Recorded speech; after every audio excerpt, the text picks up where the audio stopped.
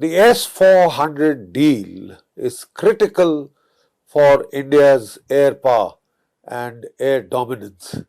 The simple fact is we must understand the backdrop of how the problems that have cropped up in the crucial realm of air power. From the Second World War onwards, don't forget the fact that air power has been the critical war winning factor. We first saw this in the battlefields of Europe in 1939 itself, in the invasion of Poland, when the Blitzkrieg was first unveiled, and then the Blitzkrieg over the Low Countries, over France, with the help of which the whole of Western Europe was occupied, was a combination of Stuka dive bombers and the Panzers columns advancing on the ground, Stuka dive bombers serving almost as flying artillery. We then saw the same lethal combination being repeated in the initial battles of Russia, when the Germans almost reached the gates of Moscow with this lethal combination of air power and tanks. We saw the Japanese using air power to very good effect in the Second World War, in their attack on Malaysia, in their attack on Singapore, in their attack on Burma, when they had total air supremacy. And of course, we are all aware of how Japanese naval aviation destroyed Pearl Harbor, all the battleship fleets. Fortunately for the Americans, their aircraft carriers were not at Pearl Harbor, otherwise they would have lost the war at the very first blow. It is the American aircraft carriers, 18 of them, which then turned the tide. Again, naval aviation turned the tide. And as soon as the tide was turned, we found the Japanese lost Burma and, of course, then the war. So, even after the Second World War, air power has been a crucial winning, component of the triad of Army, Navy, Air Force. We saw the 1967 Arab-Israeli War. Israel launched a preemptive airstrike, destroyed the air forces of Syria and Egypt on the ground, and also of Iraq on the ground, and then swept, trebled its size in that war. The ground war was just a follow-up of that victory in the air. Once again, you see it in 1973. Israeli air power tilted the scales in that invasion of Lebanon. And when Syria tried to intervene, they staged an air ambush with the help of their Hawkeye airborne early warning aircraft and their F-16s, ambushed and destroyed about 90 MiG series aircraft in just one day. Then you see Gulf War I, Gulf War II, where the way was paved by air power. The war was single-handedly won by air power. In such a situation, for India to have neglected its air power so callously in the decade of the UPA rule of 10 years, there was a callous neglect of air power. Not a single aircraft was purchased, combat aircraft. All that they were interested in purchasing were VVIP, Westland, Augusta helicopters, which were found too overpriced for the American president. We must understand what the backdrop to this. You see, till the 90s, more or less, when the Soviet Union collapsed, India was getting cutting-edge technology very cheap from the Soviet Union. For the cost of bananas and tea, we were being given tanks, we were being given fighter aircraft, and India had won the 71 war with a plethora combination of MiG-21s and Su-8s, which had devastated Pakistan and given us air supremacy over Bangladesh. And it is this which enabled us to mount a blitzkrieg in just 13 days. So India had seen for itself the value and the lethality of air power.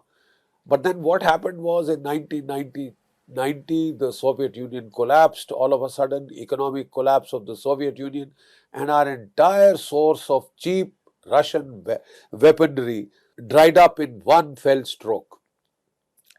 All our MiG-21s, all our MiG-23s, MiG-27, this entire Russian series of fighter bombers, which were the cutting edge in the 70s and 80s.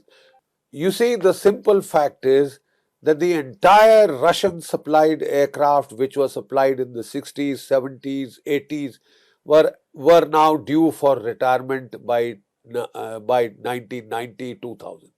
They were due for retirement. That is the time when the Russian economy collapsed. The Indian economy also, don't forget, virtually came close to collapse. So we had to pend the entire rearmament of India's defense services. And a very conscious decision was taken to postpone this. And we tried to make up with China diplomatically. We did not retaliate against Pakistan.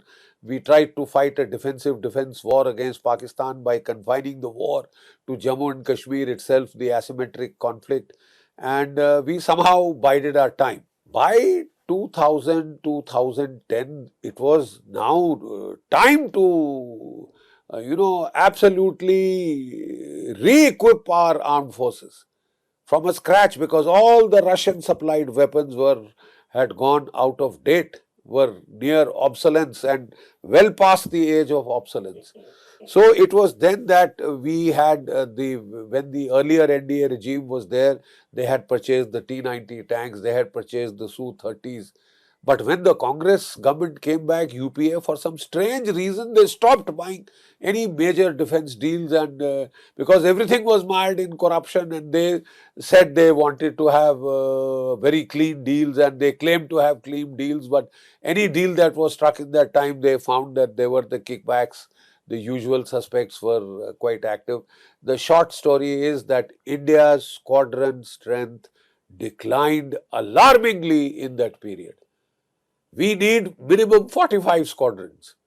42 squadrons as a lower estimate is being talked of. But what you need is, if you have to deal with China, Pakistan, is 45 squadrons. In fact, after the 62 war, they had asked for a 60 squadron air force. Now they are saying with the newer variety of aircraft, you can do with 45 squadrons.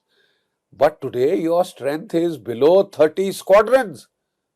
How could we have let that happen? And even now, this gap, though lately, last year, when the panic button was hit with the Chinese incursions in Ladakh, we rapidly went in for 2 squadrons of, MiG-29s and a squadron of Su-30. Rapid emergency purchases were made. But the fact of the matter is, our squadron strength is declining rapidly.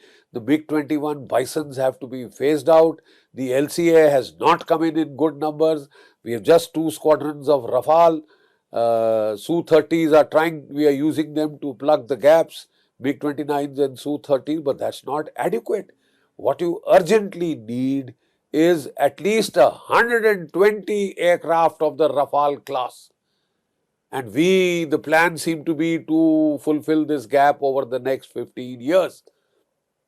My simple point is, never in India's independent history has the national security threat been so acute as it is today. We have the lethal combination of China and Pakistan already arrayed against you and getting very aggressive, more and more aggressive by the day, pushing the envelope.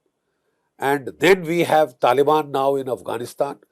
Pakistan has been gifted the whole of Afghanistan by the Americans and gifted $80 billion worth of weaponry, in addition. And now we have Turkey, which is acting very, very aggressive. Turkey was threatening to send in 3,000 Syrian terrorists into Kashmir. They were planning to take over the Bagram air base in Afghanistan so that they could intervene in the times of war of Pakistan with India. Erdogan wants to be the new Khalifa of the Muslim world. But then we have internal threats from the Maoists, from the jihadis, from the terrorists, insurgents. Our security scenario has never been more grim. In such a time, how can you afford to pinch pennies? How can you afford to downsize? You need to expand and rapidly modernize your armed forces. You need at least 120 Rafale class aircraft. You need beyond visual range missiles of over 100-kilometer range. Your army needs at least 1,800 to 2,000 medium guns of the 155mm caliber. So the only way to plug this very dangerous gap in air power was to give the air defense role to the S-400 missile, which is today the best missile system in the world. I wish to point out that the S-400 Triumph missile, this is a Russian missile, which we are buying 5 regiments worth of this S-400 missiles.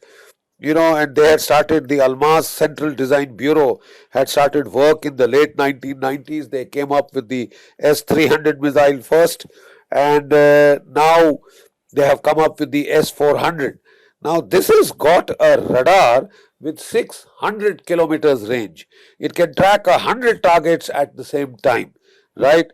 And it can, it can tackle strategic bombers, enemy missiles, strategic bombers, enemy's air and early air surveillance and early electronic warfare aircraft, his fighters, his drones, can all be tackled by this system, which has a system of 4 different ranges of missiles.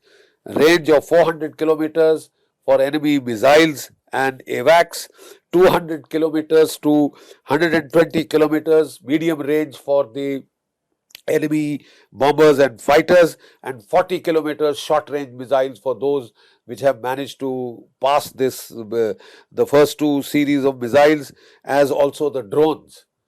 So, cruise missiles, all can be shot down by this. Like I said, it is a road mobile system.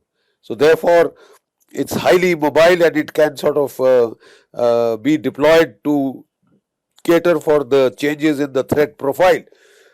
In November 2015, the Russians had deployed it in Syria. In March 2014, they started talks with China, and the S-400 was delivered to China in January 2018, and in August 2018, China had test fired these missiles. They are supposed to have 6 batteries. Now, all of Taiwan can be covered by China from Fujian itself. The Diaoyu Islands, in where they have the problems with Japan, can be covered from the Shandong Peninsula. So it's a serious threat to American and Japanese aircraft trying to operate over Taiwan and over the Diaoyu Islands, which are disputed. There was talk that Saudi Arabia would also purchase this, but this deal did not really get finalized. And then, of course, they have India has purchased this, and a $5.43 billion deal was officially signed 5th October 2018, and now in just 2 years, 2 years plus, the first deliveries have now started, as confirmed by Dmitry Shugoyev of the Military Technical Cooperation Organization of the Russians. Now the Americans are threatening to were threatening to impose the Katsa, their act that, after Russia moved into Ukraine, into the Crimean Peninsula, occupied it, they imposed this Katsa that any country buying Russian weapons, they would impose sanctions, economic sanctions on them and other trade sanctions on such countries. They have already imposed these sanctions on China. They have imposed it on Turkey. Now, whether they would impose it against India is a question mark. If America has any strategic insight, they will not do this, because they badly need India to counterbalance the rising power and aggression of China in Asia. So, there were 2 American senators who have been petitioning the American president not to impose the Katsa sanctions on India, because that would be very highly counterproductive. It's a very sad fact that somehow, though the Americans and we are supposed to be in a Quad relationship, strategic kind of a partnership with the Quad, but the Americans are somehow averse to supplying us their cutting edge military technology. For example, the Americans have given the F-35 stealth aircraft to Japan. They haven't even offered them to India. The Americans are now going to give nuclear submarines to Australia. They haven't even offered them to India. You forget about selling them to India. India is unlike Pakistan, which wants it for free or on subsidized rates. India is prepared to pay in hard cash. but they are not willing to give us their very cutting edge technologies. They have offered to India F-16s and F-18s, which are 30, 40 years old almost now, and which have already been supplied to Pakistan. So there seems to be some kind of a Pentagon penchant for trying to be equivalence between India and Pakistan by trying to give Pakistan the edge, which is extremely sad and unacceptable. But that is why we have been forced to go to Russia, because Russia, whatever we may say, is a tried and tested arms supplier. Russia has, given us cutting edge technology. They have leased to us nuclear submarines. They have helped us with our own nuclear submarine. They are prepared to give you their S-400, which is their cutting edge, deployed with the Russian Air Force, one of the most recent acquisitions that is there. They are prepared to, give you their stealth fighters. The Su-57, we were in talks with that. Then somehow our Air Force felt that certain features were not stealthy enough and it couldn't do super cruise. So now we are trying to do our own, but which will be developed by 2030, 2035 or thereabouts. So we need technology in the here and now. That is why we had to go in for the Rafale. 150 Rafales were needed. We could go in for only 2 squadrons because of the way the UPA had botched up those negotiations. We had to desperately, pare down requirement to 2 squadrons because we had to do a new deal altogether, because before going, Antony Saab had blocked that Rafale deal. So it was essential for India to plug the gaps in air power by at least handing over the defensive role to top class surface to air missiles like the S-400 Triumph system, surface to air missile system. At least that will relieve some of our fighters from the defensive role and free it for an offensive role. While we plug the gaps in our air power, the gaps in our squadron strength, it is criminal to let that continue. It is criminal to let that continue. And the S-400, the need was dire. China already has deployed the S-400 systems against you. So quite obviously, we have to now catch up with China. And thank God these deliveries have started. The Russians have held to the deal despite all Chinese pressure to cancel or thwart this deal. The Russians have continued. So the Russians are reliable, time-tested friends. I don't think we should be in a hurry to ditch them and to switch entire resources towards America, because I'm very sorry, but American track record of suddenly, changing halfway in the battle. Pakistan found out to its cost in the 65 war and the 71 war, when the Americans cut off all supplies to both India and Pakistan. So how much can we rely on American military equipment, though we have been trying to diversify and not get, into dependent solely on the Russians, because then that will put us in an awkward position that will damage our autarky and autonomy. So quite obviously, we have been trying to diversify. We have gone to France for Scorpion submarines, for the Rafale fighters and other systems. We've gone to the Americans for a whole lot of equipment, a whole category of equipment. We've gone in for the titanium light 155mm guns, which are very, very useful for the mountains. We've got 200 of those guns. We are just now buying the Predator Hail class of UAVs, high altitude, long endurance class of armed drones, which are extremely useful. We've gone in for the maritime reconnaissance aircraft, the Boeings, which are extremely useful for naval.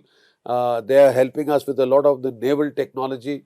But we find that a slight holding back as far as the very cutting edge is concerned, because of a lack of trust, which is a little surprising. So despite Quad, it is a bit disheartening to see that America does not want to part with, or somehow does not trust India with its cutting edge technology, which would, we don't need anything else from the United States.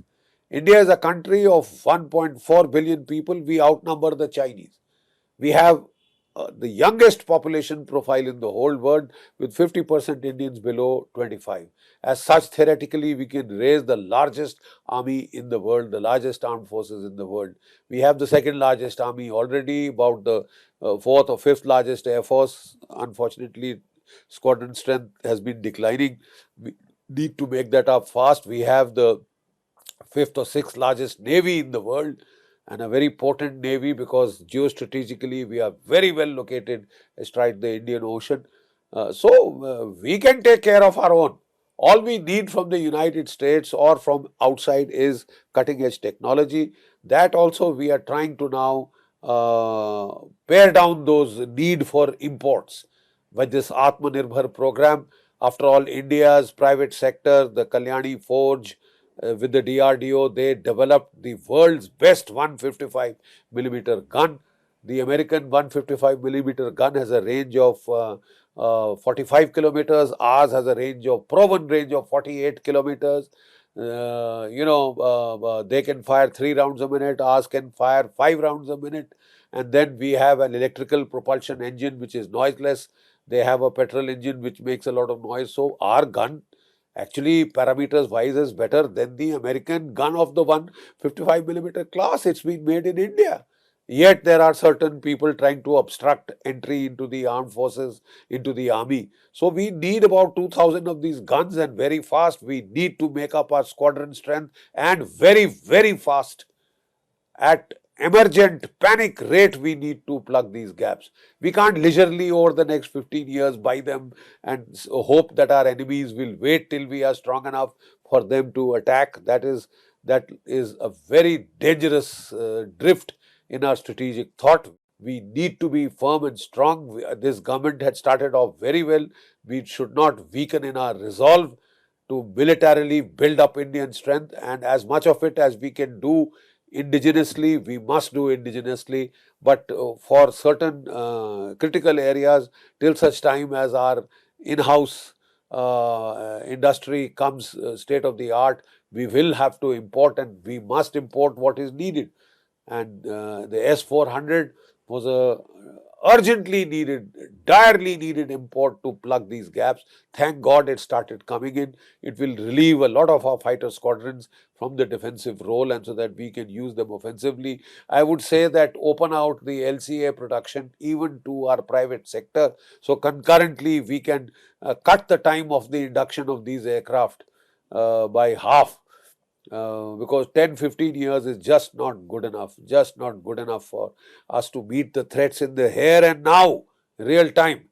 Your enemies will not wait till you build up your military strength. And all strategic planning is to see that we are not caught napping 3, 4, 5, 10 years down the line. We are headed possibly for a major conflict with China and Pakistan, both trying to do their best to restart asymmetric war against you. China did the Ladakh intrusion primarily to encourage Pakistan to resume the asymmetric war. It has resumed that asymmetric war. China threatened to do it in Northeast. We are seeing the action in the Northeast. So we have to be ready to respond, and respond in a very decisive manner. Give a bloody nose. And we can, if we equip our armed forces in time, we can take on both China and Pakistan if we have to, and give them both a bloody nose.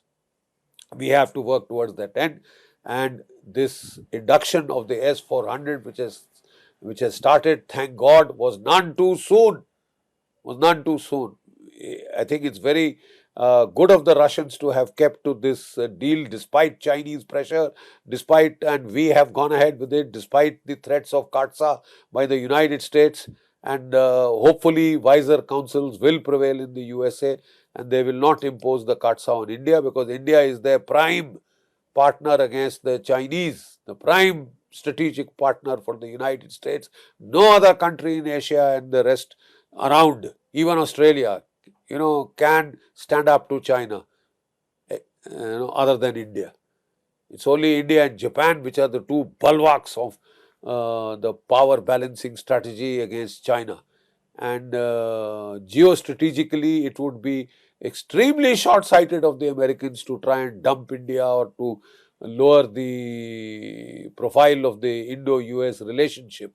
Obama had called it the most important relationship of the 21st century. It will be, but we will have to keep, given American, fickleness and the change of policies with the democratic dispensation now led by Joe Biden, who seems to have a one big soft corner for Pakistan. We will have to hedge our bets. So we will have to do a very fine balancing act between the United States, Europe, and Russia. This will be the greatest challenge for our diplomacy in the decade to come. The greatest challenge, how to balance these three, and so that we get the best that is available and we prepare in time for what is inevitable and coming. India's Mahabharat.